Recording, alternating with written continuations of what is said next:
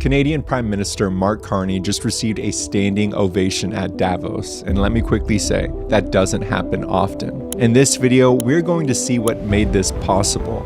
We're going to look at the specific clips, quotes, and communication tactics that he used to move an audience to get the whole world writing about what happened. Welcome to another episode of Communication Expert Reacts.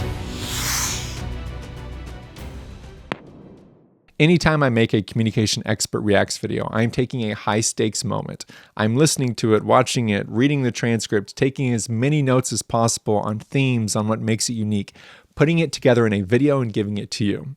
If you like that teaching style, that learning format about communication, if you want to become a better communicator, be sure to subscribe to the channel. I make a lot of videos and I spend a lot of time making them, and I want to know you're here. I want to make sure you don't miss these videos. But as I spent the time looking at this moment, the more I begin to recognize the context. Mark Carney just became Canada's Prime Minister less than a year ago, and we are in what seemed to be some tension between US and Canada. And when I say tension, I mean political tension. I'm American, I have friends who are Canadian, we are doing just fine. But whenever you see the headlines, you start to think, oh man, maybe something's happening.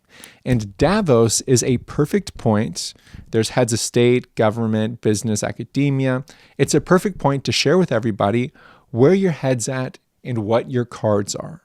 So as Mark Carney takes the stage to deliver the speech, I'm going to share with you what made the speech so special, and we're going to have to get in the nitty and gritty. And any speech that's going to be historical, when people say this speech will be remembered in history, that takes a lot of legwork from the speaker. So first, we're going to look at the foundation, what Mark Carney did to make this speech so great.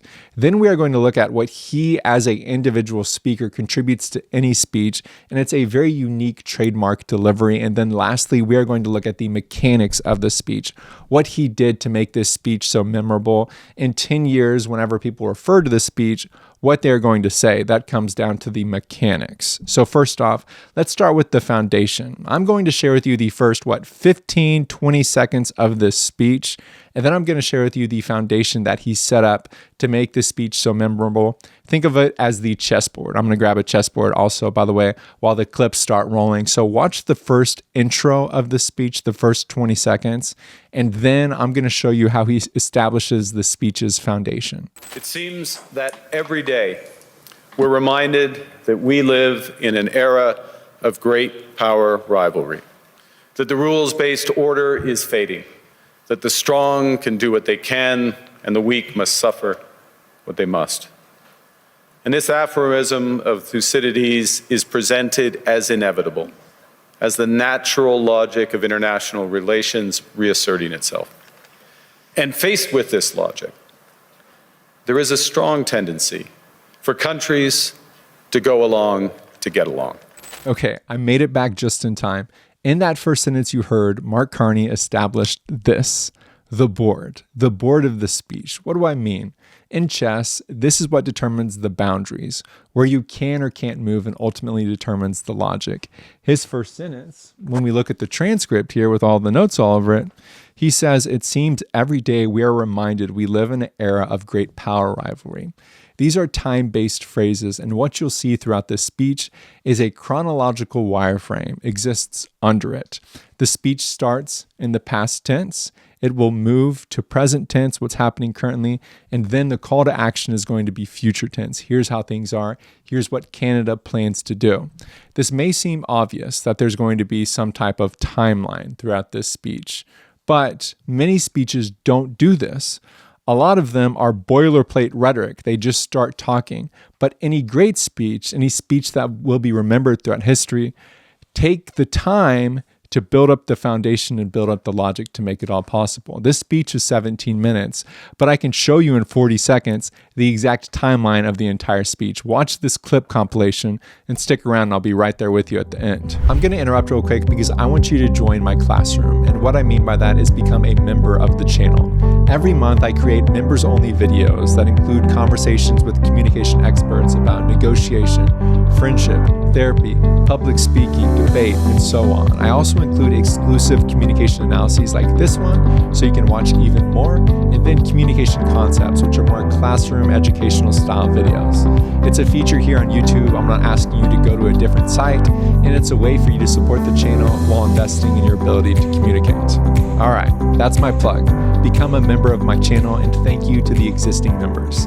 Back to the analysis. In 1978, the Czech dissident Václav Havel, later president, wrote an essay called The Power of the Powerless. Over the past 2 decades, a series of crises in finance, health, energy, and geopolitics have laid bare the risks of extreme global integration. Since my government took office, we have cut taxes on incomes, on capital gains, and business investment. We are taking the sign out of the window. We know the old order is not coming back. That is Canada's path.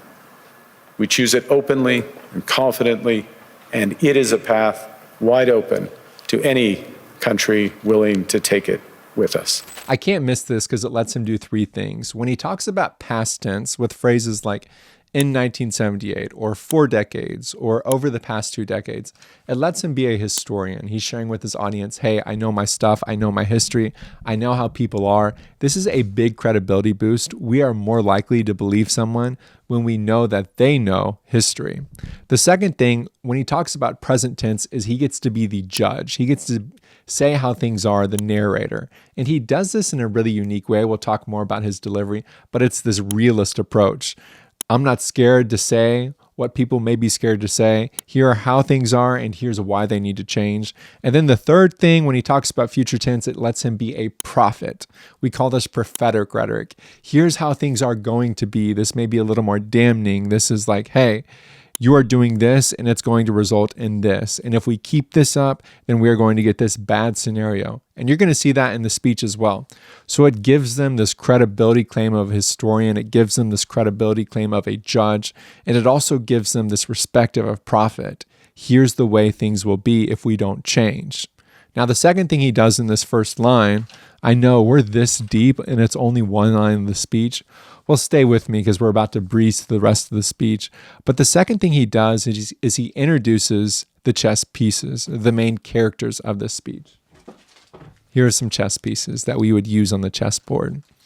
In that first line, he says, the strong can do what they can and the weak must suffer what they must. The tension of the speech is a tension between the strong and the weak. He will use different phrases to refer to this, but this is the general tension. For instance, watch this compilation of him introducing the characters. And this aphorism of Thucydides is presented as inevitable, as the natural logic of international relations reasserting itself. And faced with this logic, there is a strong tendency for countries to go along to get along, to accommodate, to avoid trouble, to hope that compliance will buy safety. Well, it won't. If great powers abandon even the pretense of rules and values for the unhindered pursuit of their power and interests, the gains from transactionalism will become harder to replicate. But I'd also say that great powers can afford for now to go it alone. They have the market size, the military capacity, and the leverage to dictate terms. Middle powers do not. In a world of great power rivalry, the countries in between have a choice: compete with each other for favor, or to combine to create a third path with impact. So the 2 main characters he gives are the middle powers, which would be Canada, France, Italy, Germany, Brazil, these countries that are very big, but he doesn't consider them superpowers, the other character, or hegemons. He also calls them US, Russia, China. And the speech is going to be the tension between the hegemons, the superpowers, and the middle powers. Now, whenever you take these characters and you put them in this timeline, then boom, we have a beautiful narrative. And this is how he's able to talk about complex policy, but make it feel emotionally resonant. How people are able to listen to an international relations speech and say, wow, that was so powerful. It's because he created this foundation. Now, when you take this foundation that he invested in, most speeches good speeches will have at least one of those, a timeline or characters. Great speeches have both of them. This speech has both of them. When he establishes both those things, then you have to figure out the mechanics of the speech. What make the speech move? How do the person, how does the person, he has the chess pieces in the chessboard, well, how does he actually play the game of chess? And that's what we need to look at now. Before March of 2025, the month he became Prime Minister of Canada, Mark Carney had never held political office. This makes him a very unique Prime Minister. He's seen as a technocrat, an expert in industry, an expert in trade who then holds a head office in government. Due to this, he communicates differently than you'd expect. He communicates with logic, with systems, with trying to find efficiency to solve societal problems. This is different than what we've seen on this channel recently. For instance, Zoran Mamdani and his sophisticated callouts. If anyone can show a nation betrayed by Donald Trump how to defeat him, it is the city that gave rise to him. And then you have Trump with the blatant callouts. How do you like my garbage truck? This truck is in honor of Kamala and Joe Biden. And then you have someone like Carney with this calm and calculated approach. At times it feels like he's sharing an earnings report, and then other times he's sharing with you Greek philosophy. He doesn't have a lot of variations with paravocalics. He doesn't go up and down with his pitch or go slow and fast with his pacing, or doesn't get really loud and get really quiet. Rather, he's steady. This engages an audience. There's something to it, the restraint. But then whenever you mix into this story, metaphor, and substance, it becomes very powerful. Watch a few of these clips that I pulled out that really exemplify this unique delivery. And faced with this logic, there is a strong tendency for countries to go along to get along, to accommodate, to avoid trouble, to hope that compliance will buy safety. Well, it won't. I'll show you a few more clips real quick, but I love this because he's telling countries that they're wrong, that they're naive for trying to appease these superpowers, but he does it in this calm, matter-of-fact, judge-like manner. He says, well, it won't. It's not going to work the way you think it is. But due to the way he delivered it, it's incredibly confrontational, but it feels not as confrontational. Watch this.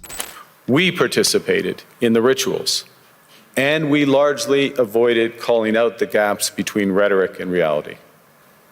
This bargain no longer works. Let me be direct. We are in the midst of a rupture, not a transition.